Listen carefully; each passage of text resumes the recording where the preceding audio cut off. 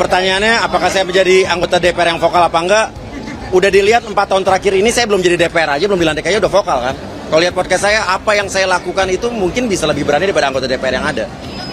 Dan tidak pernah ada sejarah podcast saya yang mengawal kasus hukum, ada oknum aparat apapun saya take down. Walaupun tekanan itu ada selama ini. Jadi insya Allah kalau saya di dalam sistem akan lebih vokal lagi. Itu intinya itu aja. Dilantik jadi anggota DPR RI, Uya Kuya katakan saya lebih berani dari DPR yang ada. Artis sekaligus anggota DPR RI terpilih Surya Utama atau akrab disapa Uya Kuya mengklaim dirinya akan lebih vokal dan berani dibandingkan anggota DPR yang ada saat ini. Uya yang terkenal dengan keterlibatannya dalam berbagai isu melalui podcastnya menyatakan bahwa keberaniannya tidak hanya sebatas kata-kata namun juga dalam tindakan nyata. Sudah dilihat 4 tahun terakhir ini saya belum jadi DPR, belum dilantik sudah vokal kan?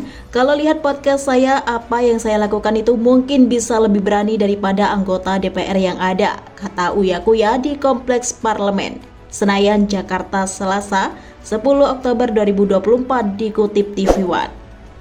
Uya Kuya menyebut selama ini ia tidak pernah gentar menghadapi tekanan meskipun ada tekanan untuk menurunkan konten podcastnya yang mengawal kasus-kasus hukum melibatkan oknum aparat.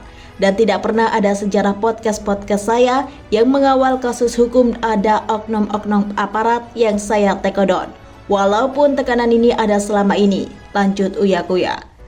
Dengan terpilihnya dia menjadi anggota DPR RI, ia pun berkomitmen akan lebih vokal atau lebih bersuara untuk menyuarakan kepentingan rakyat.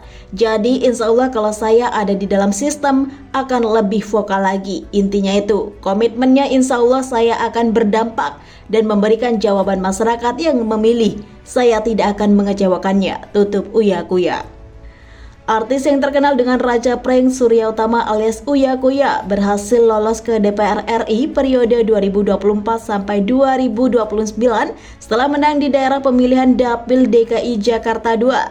Kader Partai Amanat Nasional atau PAN itu berhasil meraih suara sebanyak 81,463 suara.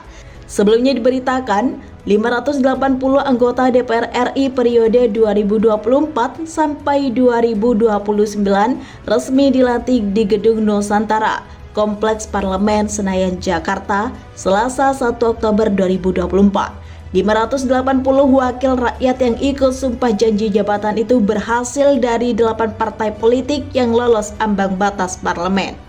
Ketua Mahkamah Agung atau MA Muhammad Syarifuddin memimpin pengucapan sumpah janji anggota DPR RI. Bahwa saya akan memenuhi kewajiban saya sebagai anggota Dewan Perwakilan Rakyat dengan sebaiknya dan seadil-adilnya, sesuai dengan peraturan perundang-undangan, berpedoman pada Pancasila dan Undang-Undang Dasar Negara Indonesia tahun 1945. Kata Syarifuddin yang kemudian diikuti 580 anggota DPR periode 2024 sampai 2029. Bahwa saya dalam menjalankan kewajiban saya akan bekerja dengan sungguh-sungguh demi tegaknya kehidupan demokrasi serta mengutamakan kepentingan bangsa dan negara daripada kepentingan pribadi, seseorang dan golongan, lanjutnya.